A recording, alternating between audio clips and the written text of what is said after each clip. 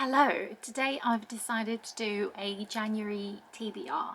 So I haven't been doing TBRs, especially monthly TBRs, but I was just looking at my bookshelves the other day and thought I was in the mood for a few specific books. So I put them in a pile and it happens to be 11 books that I would really like to get to, and it being the beginning of the month next week. I'm still filming it at the end of December. It's quite convenient to just put it in the January TBR. Just to let you know though, it'll probably change, so I don't expect to read all of these, but I think, like I said, a few of them I have been thinking about anyway for quite a few months, so I do reckon I will read those at least. And throughout the month there's probably going to be other ones that I will pick up and other ones of these that I won't be in the mood for. So it's all going to change, but I'm still wanting to do this video. So there are 5 World War II fiction. There are a couple of contemporaries in here. There's one that I would say magical realism potentially, and a couple of historical fictions, like creepy-ish historical fictions, and one cozy fantasy. So my mood is all over the place. And yeah, so let's get started. I'm going to start with the first 2 that I think I will finish in December because they're quite short, but for some reason I'm in the mood for them. By the way, they're all from 4 different TBRs that I've got, like I've mentioned before, but I'll tell you more about it. So I've got a few different TBRs. Like I said, I've got the main TBR, which is a whole bookcase here. I've got next TBR that I've called series and non-fiction, which is not a big one, but still. Then I've got my wrapped up books, and then I've got my unhaul TBR, temporary saves, and also Kindle TBR. So the first 2 are actually from my unhaul TBR, and that is the books that I have put aside thinking that I'm most likely gonna DNF them and unhaul them. So that's from them. But the first 2 are like part of a series-ish. It's just the 2 books. So as you can see, it's War Horse by Michael Morpurgo and also Farm Boy, because it's a sequel to this one. For some reason I'm just in the mood for it, and for some reason January, I guess, is the month for me to get excited about World War II fiction. I don't know why. I do enjoy those books, and I haven't read one of what feels like in a long time apart from the Tattoos of Auschwitz that I read just a few months ago, a couple of months ago. So now I'm in the mood for something like this. But this author writes like children's fiction. Most of it is set in World War II fiction, but I think this is mostly focusing on that. They're really tiny. That's why I think I will still read them in December, because currently I'm not reading anything physically. I just finished one book today, and I have one audiobook on the go, but I do want to pick up a physical book as well. So I think I'll be in the mood for this one. It's only 180 pages. There's no pictures in this one, but this one has got loads of pictures, so this will definitely be a book for one sitting. I don't actually know the plot of this book. I am only guessing that it's it says it's about friendship, tourist friendships in the worst of wars. So I don't know what to expect, but I'm looking forward to it. In fact, I might even, because I'm filming it on the 28th of December, I might either start this one this evening or tomorrow morning, because I've got a whole Sunday free. Still speaking of World War II fiction, I promise they're not all World War II fiction, but I've got The Paris Library by Janet Skeslien-Charles. Sorry for ruining the name. This one is from my temporary saves TBR, and this is the TBR which I set myself that I'm supposed to finish, well, read the books by the end of May, or DNF them by the end of May. But now if I read this one, there's only going to be 10 left, so that should be doable. Again, this one's got like a dual timeline actually. One is Paris 1939 and another one is Montana 1983. In the first storyline in 1939, we've got a main character called Odile, I'm not sure how to pronounce it, and she works in the American Library in Paris, but obviously with it being World War II starting, the library is she might lose the library. And then the storyline of 1983 is Lily, a new character, is getting closer to her elderly neighbour, Odile, and they start to basically form a nice beautiful friendship, and then they discover a dark secret from the past that connects them. So I do like books about books, and hopefully this one will be a good one. I have bought it. I bought it a few years ago, but recently I've been thinking about this book, so I think it's about time I pick it up in January, hopefully. The next one is a really popular book. Like, I haven't seen anyone who didn't like it, and that is The Nightingale by Kristen Hanna. It's about time I read it.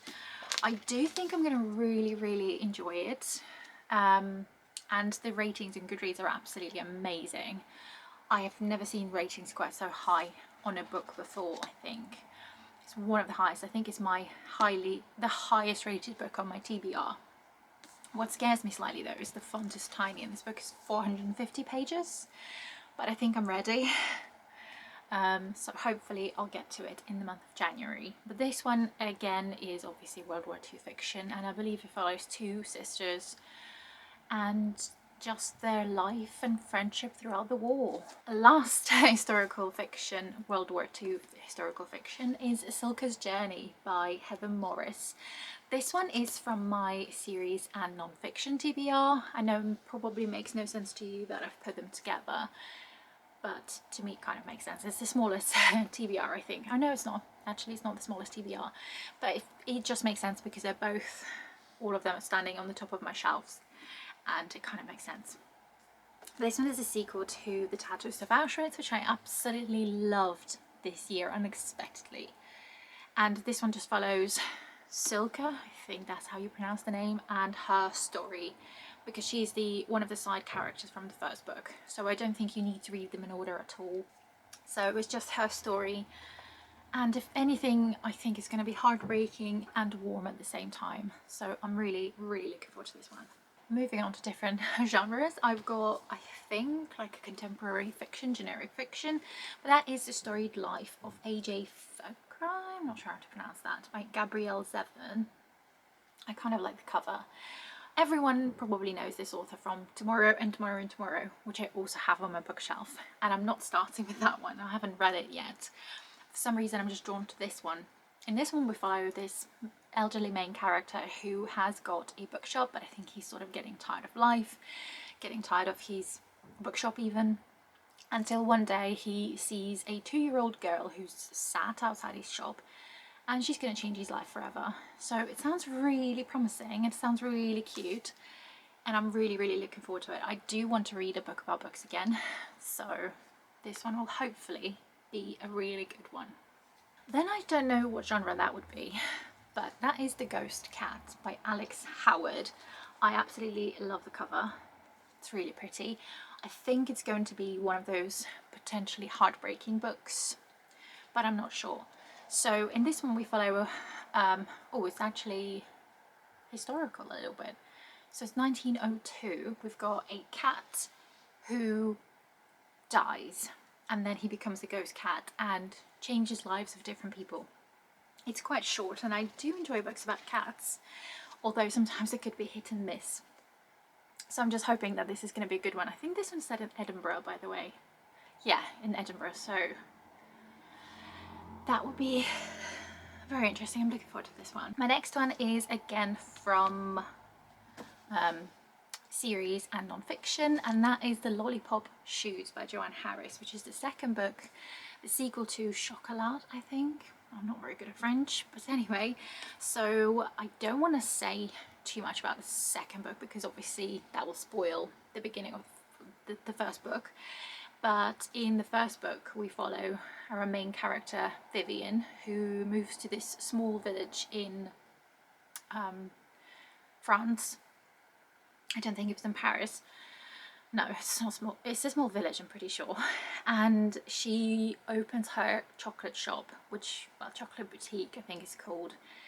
And she basically rubs the wrong way the vicar, and then he sort of tries to make sure that she leaves, and he tries to set everyone else in the village against her. But obviously it doesn't quite work out that way. So this is the sequel to it. It's a massive book. But for some reason, I feel like I'm in the mood for something slower, for something a little bit like magical, a little bit. It's beautiful writing. It was in the first book. And I just enjoyed it. And I feel like if I'm in the mood for something slower going, with beautiful lyrical writing, a little bit of magical realism, a lot of descriptions of chocolate. So I think I'm in the mood for this one, and hopefully I will enjoy it, and hopefully I'll get to it as well, because yeah, I need to, and it'll be good to make progress in the series because I've got the third and fourth books already on my TBR too. Okay, 3 more. Next one I've had for a little while. I have had this book since it's been published. I pre-ordered it. Pretty sure it was in 2020 or 2021. 2021. So, and that is Mrs. England by Stacey Halls. I would consider her as one of my favourite authors. I read The Familiars and The Foundling and really enjoyed both of them. So I do have her most recent release as well, which is The Household. But I want to read this one first, and I have been thinking about this book for quite a few months now, so hopefully I'll get to it sooner rather than later. But this one is a historical fiction. It's not actually a creepy one that I thought it would be. In this story, we follow a newly graduated nurse, Ruby, who takes the position looking after the children of Charles and Lillian England, a wealthy couple. But then she starts to notice some oddities about Mrs. England. So she's not interested in children. She all seems to be like almost vacant and distant and whatnot. You know where the story is going. So some sort of oddity is going to be, it might be even creepy for all I know, but I'm really looking forward to it. Again, sort of historical. I think it's historical. It doesn't actually say, does, oh yeah, it does say 1904 in West Yorkshire. So historical fiction that will probably be slower going with beautiful writing, and I will make progress in the books by the authors I've read books from before and loved. So I'm looking forward to it. Similar story with The Nesting by C.J. Cook. I've got a funny story with this one. So I half listened to this book a few years ago, maybe in 2021, something like that. But it happened that I was going off of audiobooks. So I loved The Lighthouse Witches by this author, which I also listened to the audiobook of. Then I started listening to this one and I was enjoying it very much, but stopped because I've gone off audiobooks, like I said. So then I bought the physical book with the hopes that I'll one day read it, and I still haven't read it. I still do have the audiobook though, so I think what I'm going to do, hopefully in January, is listen to it whilst reading physically, and that usually is quite an immersive experience, so I think that would be really good. And again, similar situation, I've got actually 4 more books after this one by this author on my TBR. So it'll be again good to make progress in the books by the authors that I've read from before and enjoyed.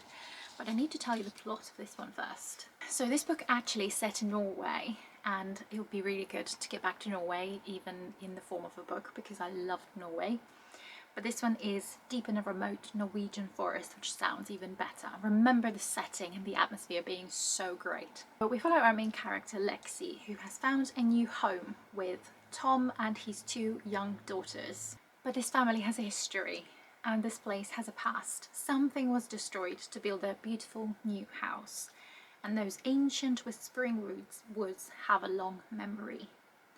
Lexi begins to hear things, see things that don't make sense. She used to think this place heavenly, but in the dark, dark woods, a menacing presence lurks.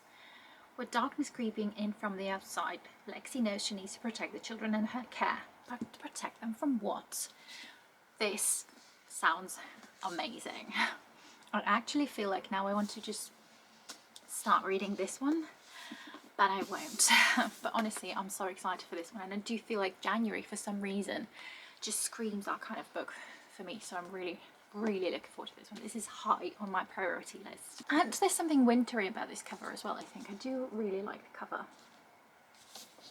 And the last book on this list is the cozy fantasy that I mentioned before, and that is The Spell Shop by Sarah Beth Durst. I actually read at least one book by this author before, and I can't remember what it was called. Something to do with bones. Great story, isn't it? Yeah, I don't remember what it was. But anyway, I'm pretty sure everyone who I've seen read this book, they've really enjoyed it. So I'm really looking forward to it.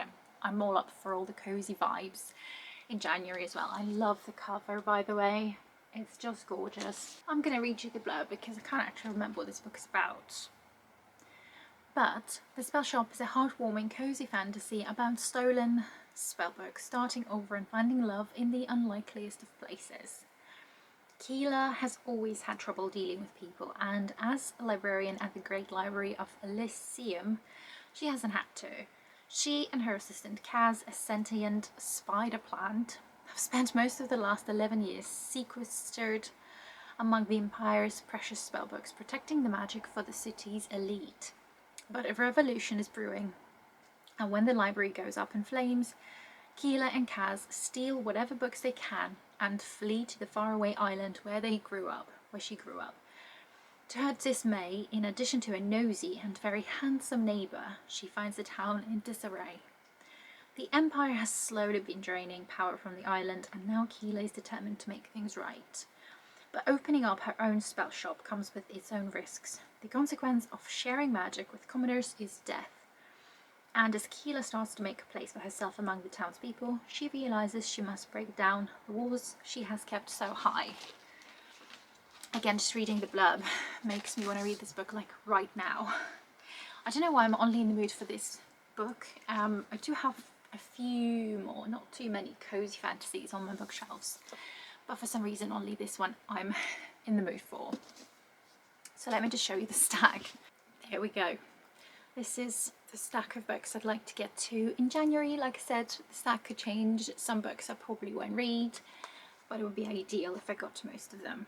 But we'll see how it goes. I'm not expecting to read 11 or even 9 books in January. I mean, it would be perfect, but we'll see. I'm making no promises, and my mood could change and whatnot, so we'll see how it goes. But I'm excited for the next year of reading. 2024 was amazing, but I will talk about it in my 2024 wrap up at some point.